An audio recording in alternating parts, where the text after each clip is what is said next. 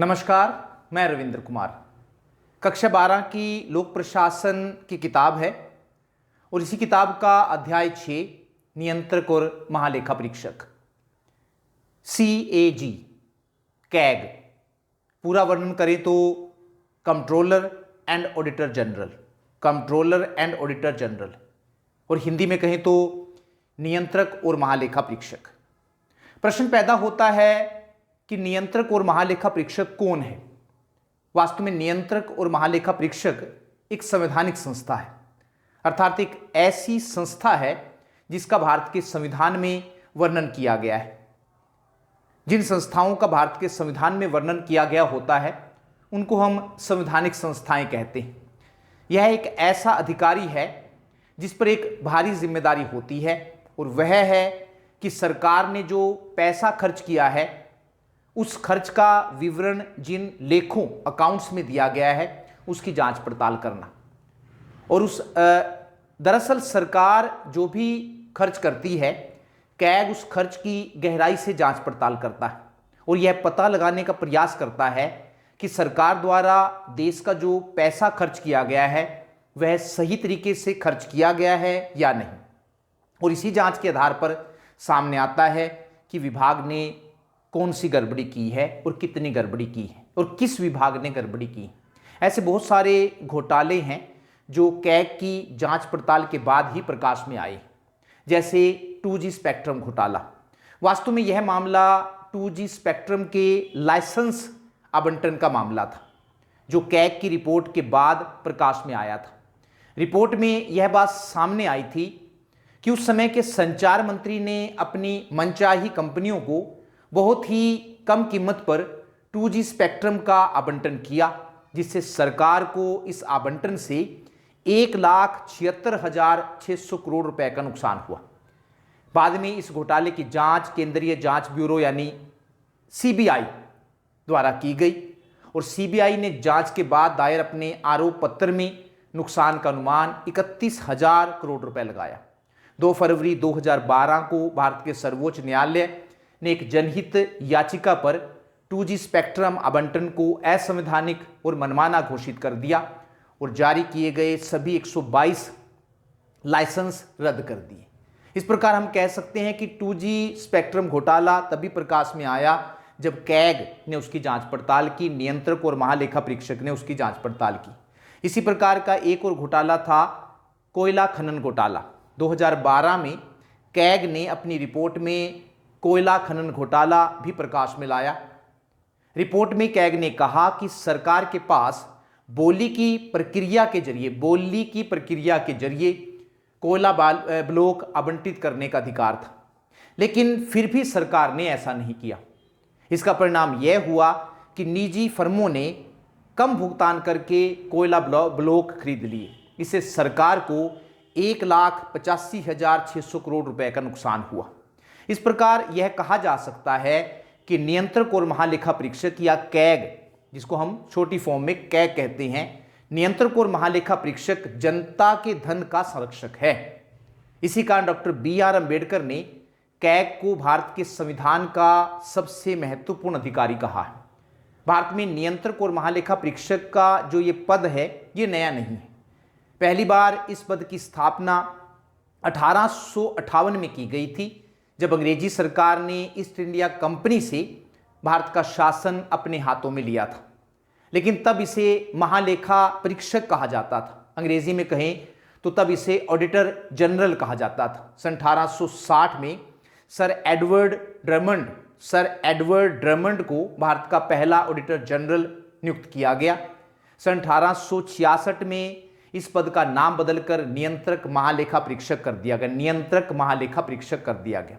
भारत सरकार अधिनियम 1919 के तहत महालेखा परीक्षक को सरकारी नियंत्रण से मुक्त कर दिया गया और इसे संवैधानिक दर्जा दिया गया।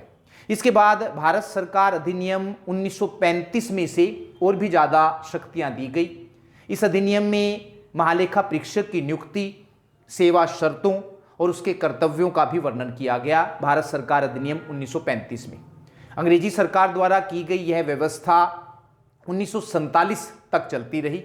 स्वतंत्रता के बाद 26 जनवरी 1950 को जब भारत का संविधान लागू हुआ तो संविधान की धारा या दूसरे शब्दों में कहें तो अनुच्छेद, तो संविधान के अनुच्छेद 148 से लेकर 151 तक नियंत्रक और महालेखा परीक्षक के बारे में विस्तार से वर्णन किया गया। 4 धाराएं 148 से लेकर 151 तक नियंत्रक और महालेखा परीक्षक के बारे में विस्तार से वर्णन किया गया है। साल 1971 में केंद्र सरकार ने नियंत्रक और महालेखा परीक्षक कर्तव्य, शक्तियां और सेवा शर्तें अधिनियम 1971 को लागू किया और कैग को केंद्र और राज्य सरकारों के लिए लेखांकन और लेखा परीक्षण दोनों की जिम्मेदारी सौंप दी गई। यहां 2 शब्द आए हैं, लेखांकन और लेखा परीक्षण। अंग्रेजी में कहें तो अकाउंटिंग और ऑडिटिंग। अकाउंटिंग और ऑडिटिंग। अकाउंटिंग का मतलब है कि जब सरकार खर्चा करती है तो इस खर्चे को वो जिन बही खातों में लिखती है उसको लेखा कहते हैं, उसको अकाउंटिंग कहते हैं, लेखांकन कहते हैं।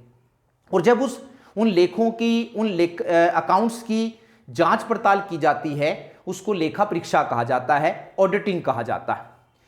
तो 1971 में भारत सरकार ने लेखांकन और लेखा परीक्षण दोनों की जिम्मेदारियां नियंत्रक और महालेखा परीक्षक को सौंप दी। लेकिन साल 1976 में कैग को लेखांकन, अकाउंटिंग के कामों से मुक्त कर दिया गया। अब सिर्फ वो ऑडिटिंग का ही काम करता है।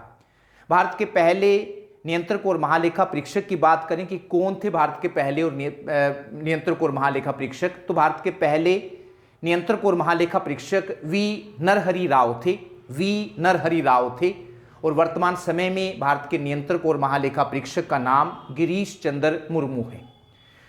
संविधान के अनुच्छेद 148 से लेकर 151 तक नियंत्रक और महालेखा परीक्षक का वर्णन किया गया है। इन अनुच्छेदों में क्या कहा गया है उसका एक छोटा सा संक्षिप्त सा वर्णन करना जरूरी है। अनुच्छेद 148 में कैग की नियुक्ति, शपथ और सेवा शर्तों का वर्णन किया गया है। अनुच्छेद 149 में नियंत्रक और महालेखा परीक्षक के कर्तव्यों और शक्तियों का वर्णन किया गया है। अनुच्छेद 150 में केंद्र और राज्यों के खातों का विवरण रखने का वर्णन किया गया है कि कैसे केंद्र और राज्यों के खाते रखे जाएंगे। और अनुच्छेद 151 में लेखा परीक्षण के बाद कैग की रिपोर्ट को राष्ट्रपति को सौंपने का वर्णन किया गया है, जिसे बाद में राष्ट्रपति संसद के दोनों सदनों में हर सदन में अलग अलग से पेश करता है। तो वैसे तो नियंत्रक और महालेखा परीक्षक का पद ब्रिटेन से लिया गया है, ब्रिटेन की देखा देखी हमने की है।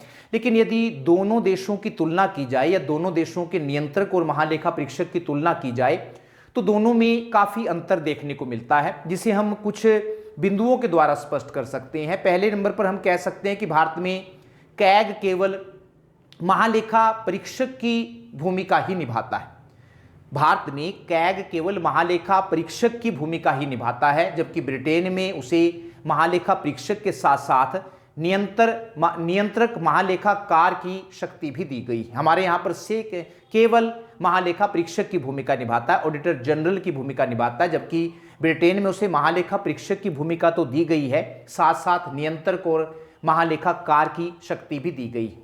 दूसरा अंतर यह है कि भारत में कैग पैसा खर्च होने के बाद खातों का लेखा परीक्षण करता है। कुछ लोगों का कहना है कि यह ऐसे ही है जैसे सांप के चले जाने के बाद लकीर को पीटना, जबकि ब्रिटेन में कैग की अनुमति के बिना सरकारी खजाने से एक भी पैसा नहीं निकाला जा सकता है। और तीसरा अंतर यह है कि भारत में कैग संसद का सदस्य नहीं होता है, जबकि ब्रिटेन में कैग हाउस ऑफ कॉमन्स का सदस्य होता है। अब बात करते हैं नियंत्रक और महालेखा परीक्षक की नियुक्ति की। कैसे नियुक्ति की जाती है? तो नियंत्रक और महालेखा परीक्षक की नियुक्ति भारत के राष्ट्रपति द्वारा की जाती है। सिंपल सी बात, नियंत्रक और महालेखा परीक्षक की नियुक्ति भारत के राष्ट्रपति द्वारा की जाती है। आमतौर पर राष्ट्रपति इस पद पर उसी व्यक्ति को नियुक्त करता है जिसको लेखांकन और लेखा परीक्षण का अनुभव होता है।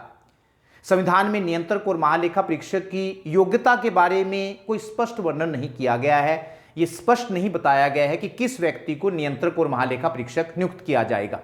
इसलिए कैग की नियुक्ति के बारे में पक्षपात के आरोप लगते रहे हैं। ये आरोप लगते हैं कि सरकार कई बार अपने मनचाहे व्यक्ति को कैग के पद पर नियुक्त कर देती है। 2012 में भारत के पूर्व प्रधानमंत्री, पूर्व उप प्रधानमंत्री और विपक्ष के नेता लालकृष्ण आडवाणी ने यह सुझाव दिया था कि कैग की नियुक्ति एक कॉलेजियम के द्वारा की जानी चाहिए, जिसमें उन्होंने कहा था कि 5 प्रकार के सदस्यों को लिया जाना चाहिए इस कॉलेजियम में। एक वो कहते थे कि प्रधानमंत्री, दूसरे नंबर पर भारत का मुख्य न्यायाधीश, तीसरे नंबर पर कानून मंत्री, चौथे नंबर पर लोकसभा में विपक्ष का नेता और 5वें नंबर पर राज्यसभा में विपक्ष का नेता। इन 5 लोगों से मिलाकर एक कॉलेजियम बनाया जाना चाहिए और इस कॉलेजियम को नियंत्रक और महालेखा परीक्षक को नियुक्त करने की जिम्मेदारी सौंपी जानी चाहिए, ताकि नियंत्रक और महालेखा परीक्षक की नियुक्ति पर पक्षपात का आरोप न लगे। आडवाणी का कहना था कि नियंत्रक और महालेखा परीक्षक की जो मौजूदा नियुक्ति प्रणाली है वह हेरफेर और पक्षपात वाली है, इसलिए नियुक्ति में पारदर्शिता और निष्पक्षता लाने के लिए एक कॉलेजियम का होना बहुत जरूरी है। पद से हटाना, कैसे नियंत्रक और महालेखा परीक्षक को पद से हटाया जा सकता है? तो नियंत्रक और महालेखा परीक्षक को उसी विधि और उन्हीं कारणों से पद से हटाया जा सकता है जिस विधि और जिन कारणों से सर्वोच्च न्यायालय के न्यायाधीश को पद से हटाया जाता है। उसी विधि और उन्हीं कारणों से पद से हटाया जा सकता है जिस विधि और जिन कारणों से सर्वोच्च न्यायालय के न्यायाधीश को पद से हटाया जाता है। प्रश्न पैदा होता है कि सर्वोच्च न्यायालय के न्यायाधीश को किस विधि और किन कारणों से पद से हटाया जा सकता है? तो सर्वोच्च न्यायालय के न्यायाधीश को महाभियोग की प्रक्रिया द्वारा कदाचार के आधार पर पद से हटाया जा सकता है। महाभियोग की प्रक्रिया द्वारा कदाचार के आधार पर पद से हटाया जा सकता है। इसके लिए संविधान में यह कहा गया है कि यदि संसद के दोनों सदन लोकसभा और राज्यसभा, यदि संसद के दोनों सदन अपनी अलग अलग बैठकें करके अपने कुल सदस्यों के बहुमत से या वोट देने वाले सदस्यों के 2/3 बहुमत से न्यायाधीश के खिलाफ कदाचार का प्रस्ताव पास कर दें तो राष्ट्रपति न्यायाधीश को पद से हटा सकता है। इसी प्रकार कैग को भी पद से हटाया जा सकता है। वेतन और भत्तों की अगर बात करें तो नियंत्रक और महालेखा परीक्षक को सर्वोच्च न्यायालय के न्यायाधीश के समान वेतन और भत्ते दिए जाते हैं। वर्तमान समय में सर्वोच्च न्यायालय के न्यायाधीश को 2,50,000 रुपये मासिक वेतन दिया जाता है। उसके वेतन और भत्ते भारत की संचित निधि, कंसोलिडेटेड फंड उसको कहते हैं हम, भारत की संचित निधि से दिए जाते हैं और उसके कार्यकाल में उसके वेतन और भत्तों में कोई कटौती नहीं की जा सकती है। जितना वेतन एक बार तय हो जाता है, जब तक वो नियंत्रक और महालेखा परीक्षक बना रहता है तब तक उसके वेतन और भत्तों में कोई कटौती नहीं की जा सकती है। कार्यकाल कितना होता है? तो कैग की नियुक्ति राष्ट्रपति द्वारा 6 साल या 65 वर्ष की आयु पूरी होने तक की जाती है। 6 साल या 65 वर्ष की आयु पूरी होने तक की जाती है। इनमें से जो आयु पहले समाप्त हो जाती है, सदस्य को रिटायर कर दिया जाता है। सिंपल सी बात अगर समझे, यदि किसी व्यक्ति को 62 साल की उम्र में कैग नियुक्त किया गया है, नियंत्रक और महालेखा परीक्षक नियुक्त किया गया है, तो 62 में अगर 3 जोड़े तो 65 हो जाते हैं। तो ऐसी स्थिति में वह व्यक्ति सिर्फ 3 साल नौकरी करेगा, क्योंकि 3 साल में वो 65 साल की उम्र प्राप्त कर लेता है। तो ये साफ लिखा गया है कि या तो 6 साल होना चाहिए या वो फिर वो 65 साल की उम्र प्राप्त कर लिया हो। तो संविधान में यह कहा गया है कि कैग के पद से रिटायर होने के बाद या इस्तीफा देने के बाद वह भारत सरकार या किसी भी राज्य सरकार के अधीन किसी भी कार्यालय में कोई भी पदभार ग्रहण नहीं करेगा। उसके बाद रिटायर होने के बाद वो कहीं भी पदभार ग्रहण नहीं कर सकता है। कैग के कार्य, जो सबसे महत्वपूर्ण चीज है कि कैग करता क्या है, क्योंकि ये प्रश्न पैदा होता है कि जो इतना बड़ा अधिकारी संवैधानिक पद है तो उसको क्या जिम्मेदारियां सौंपी गई। तो कैग के कार्यों में पहले नंबर पर हम कहेंगे कि केंद्र और राज्यों के खाते किस प्रारूप में रखे जाएंगे, कैसे उनको, किस परफॉर्मे में उनको रखा जाएगा, किस फॉर्मेट में उनको बनाया जाएगा, केंद्र और राज्यों के खाते किस प्रारूप में रखे जाएंगे, इसके बारे में राष्ट्रपति को सलाह देता है।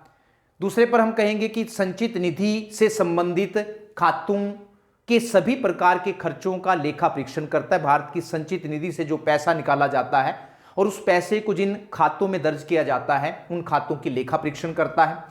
इसी प्रकार आकस्मिक निधि से संबंधित खातों के सभी प्रकार के खर्चों का लेखा परीक्षण करता है। एक और दूसरी निधि है जिसको हम आकस्मिक निधि कहते हैं। तो आकस्मिक निधि से जो पैसा निकाला जाता है और जिन खातों में उसको लिखा जाता है उन खातों का लेखा परीक्षण करता है। एक काम जो है चौथे नंबर पर हम कह सकते हैं, केंद्र सरकार और राज्य सरकारों के किसी भी विभाग के सभी व्यापार, विनिर्माण, लाभ हानि खातों का लेखा परीक्षण करता है। लेखा परीक्षण के बाद अपनी रिपोर्ट राष्ट्रपति को सौंपता है, जिसे बाद में राष्ट्रपति संसद के दोनों सदनों के पटल पर रखता है या दोनों सदनों में पेश करता है। इसके बाद संसद की लोक लेखा समिति, पब्लिक अकाउंट कमेटी इसकी जांच करती है और अपने निष्कर्षों की रिपोर्ट संसद को देती है। किसी राज्य के खातों से संबंधित अपनी लेखा रिपोर्ट, लेखा परीक्षण रिपोर्ट, किसी राज्य के खातों से संबंधित अपनी लेखा परीक्षण रिपोर्ट राज्यपाल को सौंपता है, जिसे बाद में राज्यपाल राज्य विधानसभा के सामने प्रस्तुत करता है। सातवें कार्य की बात करें तो संसद की लोक लेखा समिति के मार्गदर्शक, मित्र और सलाहकार के रूप में काम करता है। तो लोक लेखा समिति वास्तव में संसद की एक स्थायी समिति है। कैग की रिपोर्ट को लोक लेखा समिति को सौंपा जाता है। लोक लेखा समिति इस रिपोर्ट की जांच करती है। इस समिति को वही मामले सौंपे जाते हैं जो बहुत ज़रूरी होते हैं। कैग यह भी देखता है कि उसके द्वारा जो सुझाव दिए गए थे उन पर कोई कार्यवाही हुई है या नहीं, और यदि नहीं हुई है तो वह ऐसे मामलों को भी लोक लेखा समिति के पास भेज देता है कि ये सुझाव दिए गए थे और विभाग ने इन सुझावों पर कोई कार्यवाही नहीं की, और जो मामलों पर आवश्यक, उसके बाद जो लोक लेखा समिति है वो मामलों पर आवश्यक कार्यवाही करती है। प्रश्न पैदा होता है कि जब नियंत्रक और महालेखा परीक्षक लेखों की लेखा परीक्षा करता है तो वो किन बातों की छानबीन करता है। लेखा परीक्षण करते समय कैग किन बातों की छानबीन करता है? कई सारी चीजें वो देखता है एक एक करके। पहला है कि खर्च सक्षम अधिकारी द्वारा दी गई मंजूरी के अनुसार हुआ है या नहीं। खर्च सक्षम अधिकारी, जिसको खर्च करने की अनुमति दी गई थी, उसकी अनुमति ली गई है या नहीं। खर्च सक्षम अधिकारी द्वारा दी गई मंजूरी के अनुसार हुआ है या नहीं। दूसरे नंबर पर खर्च वैधानिक अधिनियमों के अनुसार हुआ है या नहीं, या सक्षम अधिकारी द्वारा बनाए गए वित्तीय नियमों और विनियमों के अनुसार हुआ है। खर्च को करने के लिए जो नियम बनाए जाते हैं, यह देखता है नियंत्रक और महालेखा परीक्षक कि उन्हीं नियमों के अनुसार खर्च को किया गया है या नहीं। खर्च उसी उद्देश्य के दायरे में हुआ है या नहीं जिसके लिए पैसा दिया गया था। और चौथा वो देखता है कि जिस व्यक्ति को भुगतान किया गया है, जिस व्यक्ति को भुगतान किया गया था, उसने भुगतान को विधिवत स्वीकार किया है या नहीं, क्योंकि पैसे का लेन देन होता है। तो जिस व्यक्ति को दिया गया उसको चेक के थ्रू दिया गया है, कैश दिया गया है, उसकी रसीद लगाई गई है या नहीं, ये सारी चीजें भी नियंत्रक और महालेखा परीक्षक लेखों की परीक्षा करते समय देखता है। विभिन्न कार्यक्रमों, योजनाओं और परियोजनाएं जिनमें एक बड़ी धनराशि का निवेश किया गया है, आर्थिक रूप से चलाई जा रही हैं या नहीं, ये भी देखता है। और दूसरा, सार्वजनिक क्षेत्र के उपक्रम, जिनको पब्लिक सेक्टर अंडरटेकिंग कहते हैं हम, सरकारी क्षेत्र के जो उद्योग है, सार्वजनिक क्षेत्र के उपक्रम अपेक्षित परिणाम दे रहे हैं या नहीं, कि उन पर जो पैसा खर्च किया जा रहा है सरकार के उद्योगों पर या सरकार की संस्थाओं पर, वो जिन परिणामों की उनसे अपेक्षा की जाती है वो परिणाम वे दे भी रहे हैं या नहीं है। खर्च, अगला पॉइंट वो देखता है, खर्च वित्तीय औचित्य के सिद्धांतों को ध्यान में रखते हुए किया गया है या नहीं। वित्तीय औचित्य के सिद्धांतों की खर्च करते समय ये कहा जाता है कि कम से कम खर्च होना चाहिए और ज़्यादा से ज़्यादा औचित्य, ज़्यादा से ज़्यादा लक्ष्य पूरा होना चाहिए। तो ये बात भी उस बात की जांच पड़ताल करता है कि खर्च वित्तीय औचित्य के सिद्धांतों को ध्यान में रखते हुए किया गया है या नहीं। और एक अगला पॉइंट है कि खर्च की जो रसीदें लगाई गई हैं उन पर वही राशि लिखी गई है या नहीं जो वास्तव में खर्च हुई है। अगला पॉइंट वो जो देखता है उसमें है खर्च करने से पहले सभी औपचारिकताओं का पालन किया गया है। नहीं, खर्च करने से पहले बहुत सारे नियम होते हैं, बहुत सारी औपचारिकताओं को पूरा, फॉर्मेलिटीज को पूरा करना होता है। तो नियंत्रक और महालेखा परीक्षक ये भी देखता है कि उन सभी औपचारिकताओं का पालन किया गया है या नहीं। और एक पॉइंट वो देखता है कि जो धनराशि खर्च की गई है उसकी उतनी ही स्वीकृति दी गई थी या नहीं, कहीं धन ज़्यादा तो खर्च नहीं हुआ है। इन बातों के आधार पर वो अपनी लेखा परीक्षण करता है। तो वास्तव में अगर इन बातों के आधार पर देखें तो वास्तव में कैग दो तरह के कामों का ऑडिट या लेखा परीक्षण करता है। एक, उसको ऑडिट को हम कहेंगे, लेखा परीक्षण को कहेंगे रेगुलेटरी ऑडिट। रेगुलेटरी ऑडिट को कंप्लायंस ऑडिट भी कहा जाता है। इसके तहत सभी सरकारी दफ्तरों के लेन देन से जुड़ा पूरा ब्यौरा लेकर उसका विश्लेषण किया जाता है। इस जांच के तहत यह देखा जाता है कि सभी खर्च और काम नियम और कानूनों का पालन करते हुए हैं या नहीं। और दूसरा है परफॉर्मेंस ऑडिट। इस ऑडिट में कैग यह पता लगाने का प्रयास करता है कि कोई भी सरकारी योजना जिस मकसद के लिए शुरू की गई थी, क्या सच में उस योजना की जरूरत थी या नहीं। साथ ही यह भी पता लगाया जाता है कि उस योजना पर कम खर्च पर सही तरीके से काम किया गया है या नहीं। इस दौरान योजनाओं का बिंदुवार तरीके से विश्लेषण किया जाता है। कैग के सामने वर्तमान समय में कई चुनौतियां हैं, तो कैग के सामने क्या चुनौतियां हैं? पहला हम कह सकते हैं कि वर्तमान समय में सरकारी लेखा परीक्षण या ऑडिट करना जटिल होता जा रहा है, क्योंकि प्रशासन में खामियों का पता लगाना इतना आसान नहीं। सरकारी अधिकारियों को गलतियों को पकड़ना आजकल इतना आसान नहीं। कैग की नियुक्ति के बारे में संविधान में कोई मापदंड या प्रक्रिया निर्धारित नहीं की गई है। यह भी एक बड़ी चुनौती है, जिसके कारण कई बार कैग की नियुक्ति पर पक्षपात के आरोप लगे। सरकार के पास यह शक्ति होती है कि वह अपने पसंद के व्यक्ति को कैग के रूप में नियुक्त कर सकती है, लेकिन अगर देखा जाए तो यह लोकतंत्र के सिद्धांतों के अनुसार है। हालांकि कैग को किसी भी सरकारी कार्यालय का निरीक्षण करने और उसके किसी भी खाते को मांगने का अधिकार है, लेकिन व्यवहार में ऐसा नहीं होता है। देखने में आया कि सरकारी अधिकारी जो हैं वो खातों को देने में आनाकानी करते हैं, सूचनाओं को देने में आनाकानी करते हैं। कई बार ऑडिट में बाधा डालने के उद्देश्य से महत्वपूर्ण दस्तावेजों को दिया ही नहीं जाता है। हालांकि कैग को एक और बात है जो कैग के सामने चुनौती है कि हालांकि कैग को 6 साल का कार्यकाल प्रदान किया गया है, लेकिन साथ ही 65 साल की उम्र भी निर्धारित की गई है। इसलिए कई बार देखने में आया है कि अधिकारी 1 या 2 साल में ही रिटायर हो जाता है, इसलिए वास्तविक कार्यकाल की अवधि कम होती है। कई बार होता है कि व्यक्ति 63 साल की उम्र में कैग बनाया जाता है तो 2 साल के बाद वो रिटायर हो जाता है, इसलिए वास्तविक कार्यकाल की अवधि, उसकी काम करने की जो अवधि है वो कम होती है। कार्यकाल कम होने की स्थिति में वह सही प्रकार से नेतृत्व तो नहीं कर पाता है, जिससे कामकाज में बाधा उत्पन्न होती है। भारत के पूर्व कैग या नियंत्रक और महालेखा परीक्षक विनोद राय ने कई सुझाव दिए हैं कैग के बारे में। पहले नंबर पर वो कहते हैं कि कैग के दायरे में सभी सार्वजनिक निजी सहभागी, जिनको हम पीपीपी कहते हैं, पब्लिक प्राइवेट पार्टनरशिप, तो कैग कहते हैं कि विनोद राय कहते हैं कि कैग के दायरे में सभी सार्वजनिक निजी सहभागी, पंचायती राज संस्थाओं और सरकार द्वारा वित्त पोषित संस्थाओं, ऐसी संस्थाएं जिनको सरकार पैसा देती है, उन सभी के लेखा परीक्षण को लाया जाना चाहिए। दूसरा, विनोद राय सुझाव देते हैं कि कैग को चुनने के लिए एक कॉलेजियम जैसा तंत्र होना चाहिए कि उसकी बिना किसी पक्षपात से नियुक्ति की जा सके। तीसरे नंबर पर वो सुझाव देते हैं कि काम के तौर तरीकों में बदलाव की भी जरूरत है। सरकारी धन का बड़े पैमाने पर दुरुपयोग हो रहा है, इसे रोकने के लिए कैग को अपने ऑडिट तंत्र में बदलाव लाने चाहिए। वास्तव में कैग संसद का एजेंट है और वह उसकी तरफ से सरकार द्वारा किए गए खर्च का लेखा परीक्षण करता है। उसे यह पता लगाना होता है कि जो पैसा खर्च किया गया है वह सही तरीके से खर्च किया गया है या नहीं। इस प्रकार वह सरकार द्वारा किए गए खर्च की बुद्धिमत्ता, ईमानदारी और मितव्ययता को देखता है। हालांकि भारत के संविधान में उसे नियंत्रक और महालेखा परीक्षक कहा गया है, लेकिन व्यवहार में वह सिर्फ महालेखा परीक्षक की ही भूमिका निभा रहा है। दूसरे शब्दों में कहें तो धन के मामले में उसका कोई नियंत्रण नहीं है। इंग्लैंड में कैग की अनुमति के बिना एक भी पैसा निकाला नहीं जा सकता है, जबकि भारत में सभी सरकारी विभाग कैग की अनुमति के बिना ही पैसा निकालते हैं। वे केवल ऑडिट अर्थात लेखा परीक्षण के चरण में ही चिंतित रहते हैं। जब उनके लेखों की जांच पड़ताल की जाती है तब उनको थोड़ा सा कैग का डर होता है। इस प्रकार भारत में कैग खर्च हो जाने के बाद जांच पड़ताल करता है।